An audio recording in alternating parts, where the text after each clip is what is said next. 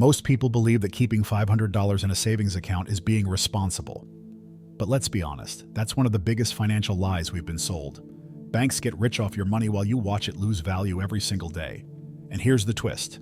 The Bible never called us to let resources sit idle. It called us to multiply, to build, to make money with purpose. Think about it. You've been faithful in saving, but saving alone won't change your life. Inflation eats, fear paralyzes, and opportunities slip by. What feels like security is often just slow loss disguised as wisdom. And that's why so many feel stuck, working hard but never moving forward. God didn't design you for survival. He designed you for stewardship, growth, and impact. Here's the good news. Even if all you have right now is $500, that can be the seed that transforms your financial story.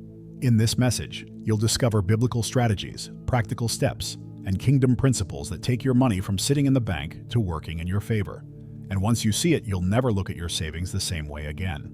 If you like our content, consider supporting our ministry through the link in the description. Because today, you're going to learn how to break the illusion of security, unlock the wisdom of Scripture, and start building a business and a financial life that honors God while making money. This is not just about dollars. It's about destiny. And trust me, you'll never think about that $500 the same way again. The illusion of security in a savings account. Many people believe that keeping money in a savings account means they are safe. But in reality, inflation quietly eats away at those dollars while the bank uses your deposit to fund its own business. The feeling of safety is more of an illusion than a reality. The Bible reminds us in Proverbs 21:5 that diligence leads to profit, not stagnation. If all you do is let your savings sit, you're slowly losing. Think about it. A savings account may give you 0.5% interest per year while inflation takes 3-5%. That's like pouring water into a bucket with holes. You see something in there, but it leaks. Meanwhile, the bank is making money by lending at higher rates. Jesus warned in Matthew 25 about the servant who buried his talent instead of multiplying it. Savings accounts, in many ways, are the modern version of burying the talent. A wise steward understands that security does not come from the bank's vaults, but from God's principles of multiplication. The world teaches us to cling to what little we have, but Scripture shows us the opposite. Give, and it will be given to you. Luke 6:38. It's not about reckless risk, it's about trusting the one who provides opportunities to make money and grow. Real security comes from stewardship and faith. That's why even with only $500, one must not let it sit idle. That money can become the seed of a business, the start of an investment, or the foundation of an emergency fund that is built with purpose. But doing nothing with it is the most dangerous choice. The wise know that compound interest works against you if you're passive, but it works for you if you move. God honors movement, not stagnation. This is where the challenge begins. To see money not as something to hoard, but as a tool to activate faith and wisdom. The servant who buried his coin thought he was protecting it, yet his master called him wicked and lazy. Don't fall for the same trap. The next step is to learn from Scripture that God never intended resources to sit idle, but to multiply for His glory and your provision. Biblical wisdom. Talents were never meant to sit idle. In the parable of the talents, Matthew 25:14-30, Jesus makes it clear resources are not to be hidden, but multiplied. The master entrusted his servants with different amounts, expecting them to act wisely. 2 servants doubled what was given, and 1 chose safety over productivity. The result? The ones who multiplied were praised, and the one who hid was condemned. The lesson is simple. God expects us to make money move, not sit. This wisdom is timeless. Even today, with just $500, the principle is the same. It doesn't matter if you don't yet own a business empire or millions in the bank. What matters is what you do with what you have in your hands right now. Ecclesiastes 11:6 says, "Sow your seed in the morning, and at evening let your hands not be idle." Money is a seed. An unused seed rots instead of producing harvest. Think about how practical this can be. Someone could take $500 and learn a skill, graphic design, coding, or digital marketing, that later generates thousands. Another could invest in fractional shares of strong companies like Apple or Microsoft, letting their money grow through dividends. These are modern-day ways of multiplying talents. Even small moves done with wisdom build momentum toward greater returns. The problem is, most people are paralyzed by fear. They think, what if I lose it? But the truth is, by doing nothing, they are already losing. Inflation, missed opportunities, and time wasted all the work against them. Proverbs 13:4 reminds us, The soul of the sluggard craves and gets nothing, while the soul of the diligent is richly supplied. Biblical wisdom doesn't endorse laziness. It rewards action. This is why the first mental shift must be spiritual. Money is not just currency. It is a test of stewardship. The question is never how much you have, but how faithful you are with it. Once that shift happens, even $500 can become the foundation of financial freedom. And with that foundation laid, the next step is learning how to build something stronger, like an emergency fund with true purpose. The first step, building an emergency fund with purpose. Before chasing investments or launching a business, wisdom says to secure your foundation. Proverbs 21:20 declares, "The wise store up choice food and olive oil, but fools gulp theirs down." That's the essence of an emergency fund. With $500, the first move is not to bury it, but to set it aside in a way that protects you from life's storms. Money in this case isn't for growth, it's for stability. Think of it this way. Without a safety net, one medical bill, car repair, or job loss can push a person back into debt. And debt is the enemy of freedom. Romans 13:8 warns, "Let no debt remain outstanding except the continuing debt to love one another." By starting with $500, you create a shield against those first small crises. This is biblical stewardship, preparing in advance so you are not enslaved when trouble comes. Some people see saving as boring, but purpose changes everything. If that $500 is labeled emergency fund, it no longer feels idle. It feels intentional. Purpose turns passive money into a spiritual discipline of wisdom. It says, "I am ready for life's unexpected battles." Just like Joseph stored grain during 7 years of abundance to prepare for 7 years of famine, Genesis 41, you are preparing today for tomorrow's unknowns. Practically, this means choosing the right place for it. A high-yield savings account or a money market account can hold your emergency fund with safety and a bit more growth than traditional banks. No, it won't make money explode, but it will give peace of mind, and peace is priceless. Once that first layer of security is in place, your heart is free to think bigger about business and investments. The beauty of this step is that it unlocks courage. When you know you have a buffer, you can take calculated risks with confidence. You are no longer living paycheck to paycheck in constant fear.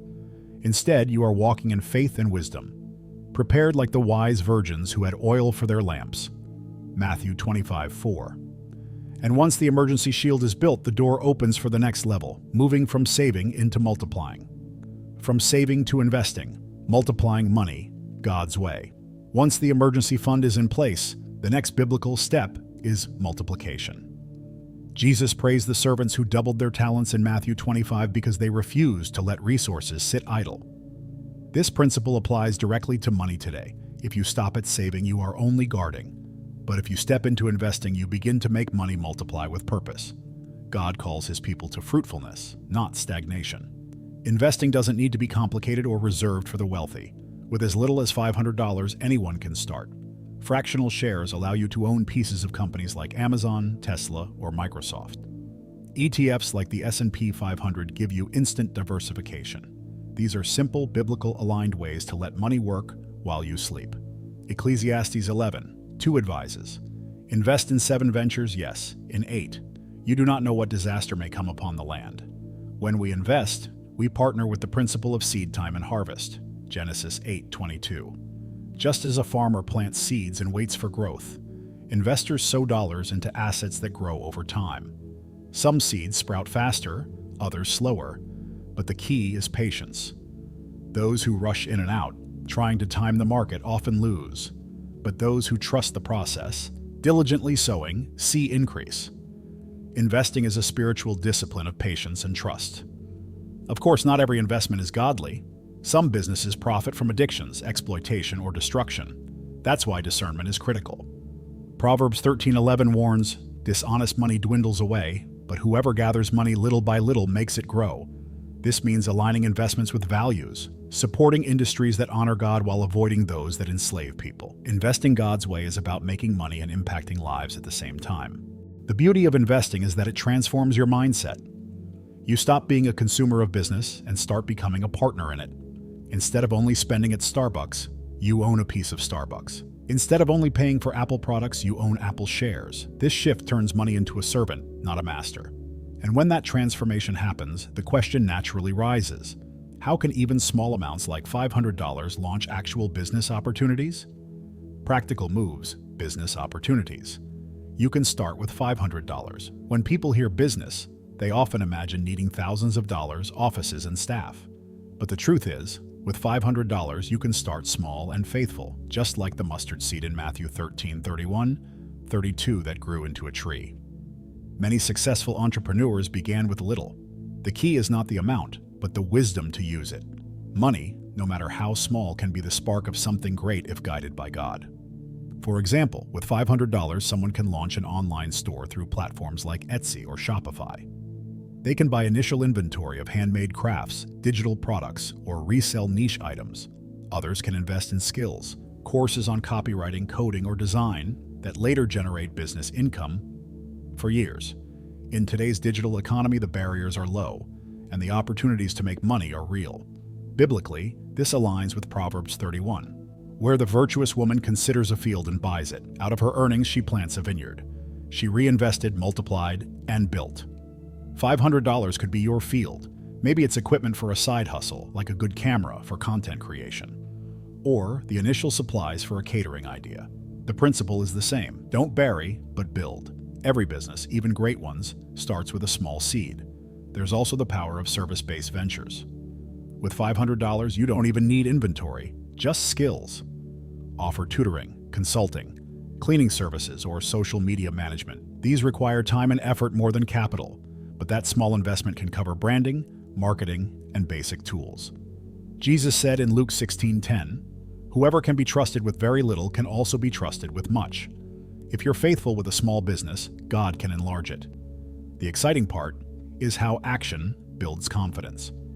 Once someone sees $500 turning into $700 or $1,000, their mindset shifts. They realize making money is not reserved for the elite, but possible for anyone willing to work and trust God. And this momentum prepares the heart for something deeper, understanding that true prosperity is not about ownership alone, but about stewardship in God's kingdom. Kingdom mindset. Stewardship over ownership. One of the biggest shifts a believer must make is moving from ownership to stewardship.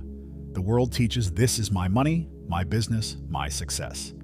But Scripture teaches something radically different. The earth is the Lord's, and everything in it. Psalm 24:1. We are not owners, but stewards.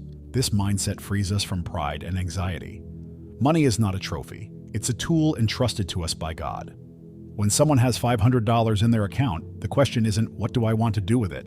But what does God want me to do with it? That shift in perspective changes everything. Suddenly, even small financial decisions carry eternal weight. It's not about chasing possessions, but about managing resources faithfully. This stewardship mindset is what separates fleeting wealth from lasting impact. Consider Joseph in Egypt. He didn't own the grain, Pharaoh did. Yet Joseph stewarded it so wisely that entire nations were saved from famine. Genesis 41. Likewise, you may not feel like you own much today, but your stewardship of money can bless generations. When you run your business with this in mind, it becomes more than profit-driven. It becomes purpose-driven.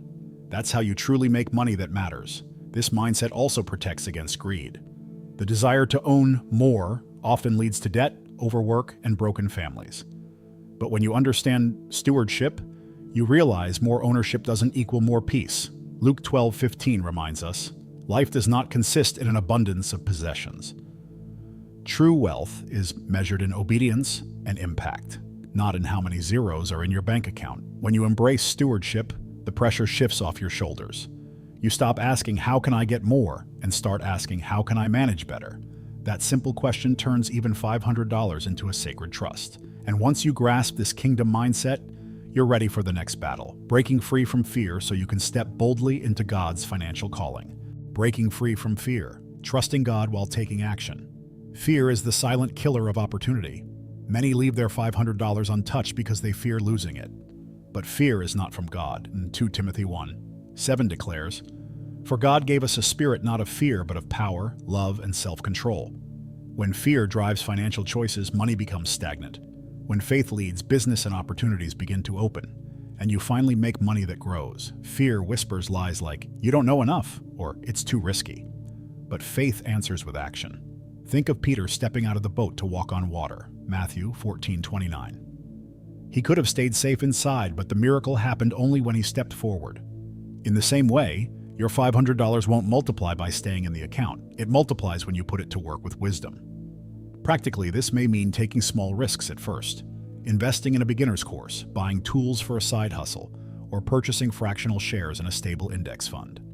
None of these guarantee immediate riches, but they build courage. Over time, you learn that fear loses its grip when you take steps of obedience.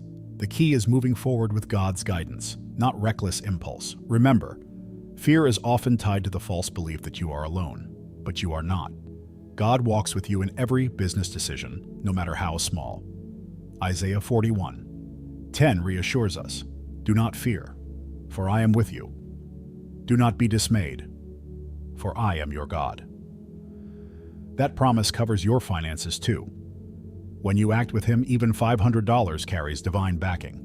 And here's the beauty. Every time you break through fear, your confidence grows. That confidence attracts new opportunities, stronger relationships, and better results. Fear kept the last servant in the parable from multiplying his talent, but you are called to be different. And when fear is broken, the question arises, how do we align our money not just with profit, but with eternal purpose? How to align your money with eternal impact. At the end of the day, money is temporary, but what you do with it can echo into eternity. Jesus said in Matthew 6:19-20, "Do not store up for yourselves treasures on earth, but store up for yourselves treasures in heaven." This doesn't mean you neglect your business or fail to make money. It means you align those efforts with eternal values. Every dollar is both a tool and a test of your heart. When someone manages $500 with eternal purpose, that small sum can do big things. Supporting a missionary, helping a family in need, or sowing into kingdom projects transforms ordinary money into heavenly investments. God multiplies what's given with a pure heart. Remember the boy with 5 loaves and 2 fish, John 6. In Jesus' hands, little became abundance. Your money in God's hands carries the same potential. This is also about influence. When you run your business with integrity, refusing shortcuts or dishonest gain, you preach a louder sermon than words ever could. Proverbs 22:1 reminds us, "A good name is more desirable than great riches." Aligning money with eternal impact means you care more about legacy than luxury, about souls than status. That's how wealth becomes worship. Practically, you can ask 3 questions. Is my money multiplying? Is my business honoring God? And is my giving impacting lives? If the answer is yes, then you are not just trying to make money.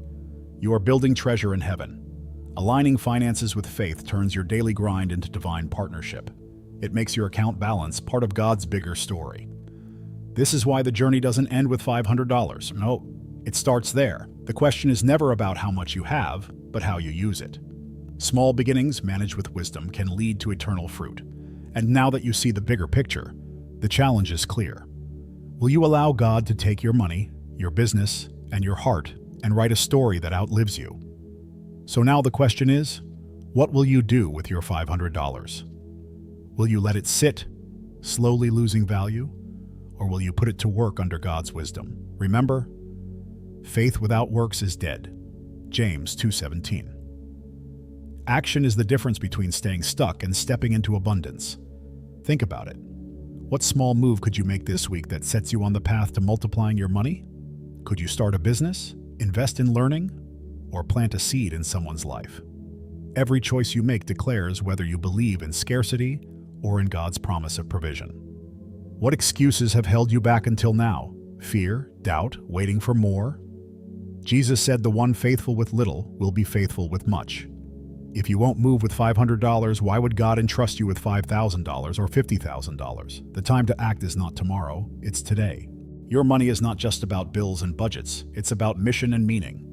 Imagine the lives impacted, the businesses built, the freedom gained when you decide to steward what God already placed in your hands. The kingdom is waiting for faithful stewards like you. Write in the comments, "I will multiply what God placed in my hands." And watch how this powerful declaration begins to shift the course of your business and your finances from this day forward. If this message touched you, consider supporting our ministry through the link in the description. Subscribe to the channel and hit the notification bell so you don't miss the next teaching. Your financial future can change, but only if you decide to act now. The seed is in your hand. What story will you write with it?